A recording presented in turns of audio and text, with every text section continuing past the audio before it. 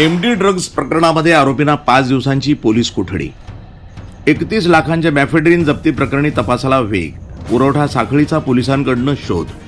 अहिल्यानगर शहरातील मिस्किनमळा तारकपूर परिसरामध्ये तब्बल 31,04,400 रुपयांचं मेफेड्रीन अर्थातच एमडीए हे ड्रग्ज जप्त केल्याप्रकरणी अटक करण्यात आलेल्या तिन्ही आरोपींना जिल्हा न्यायालयानं 5 दिवसांची पोलीस कोठडी सुनावली आहे. तोपखाना पोलिसांनी रविवारी आरोपींना न्यायालयामध्ये हजर केलं असता पुढील तपासासाठी पोलीस कोठडीची मागणी करण्यात आली. त्यानंतर न्यायालयानं ही मागणी मान्य करत आरोपींना 5 दिवसांची पोलीस कोठडी सुनावली.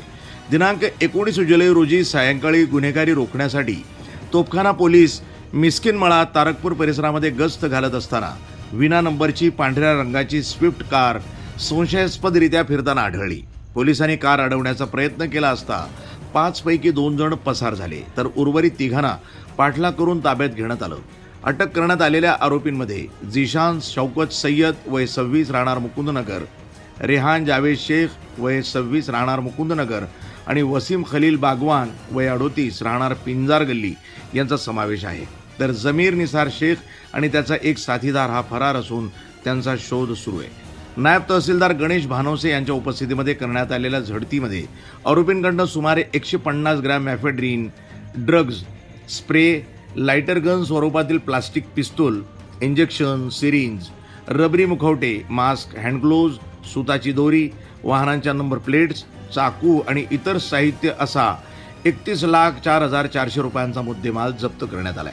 या प्रकरणी तोपखाना पोलीस ठाण्यात भारतीय न्याय संहिता, BNS, आर्म्स ॲक्ट तसंच NDPS कायद्यान्वये गुन्हा दाखल करण्यात आलाय.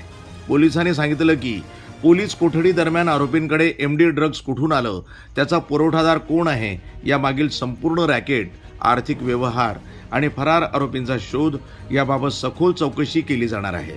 ही कारवाई पोलीस अधीक्षक मुम्मका सुदर्शन, अप्पर पोलीस अधीक्षक वैभव कलबुर्मे, उपविभागीय पोलीस अधिकारी दिलीप टिप्परसे यांच्या मार्गदर्शनाखाली पोलीस निरीक्षक बालाजी वैद्य आणि तोफखाना पोलीस पथकानं केली आहे. दरम्यान अवैध अंमली पदार्थांबाबत कोणाकडे माहिती असल्यास ती तात्काळ तोफखाना पोलीस ठाण्याला कळवावी. माहिती देणाऱ्याची ओळख गोपनीय ठेवण्यात येईल असं आवाहन पोलीस निरीक्षक बालाजी वैद्य यांनी केलं आहे.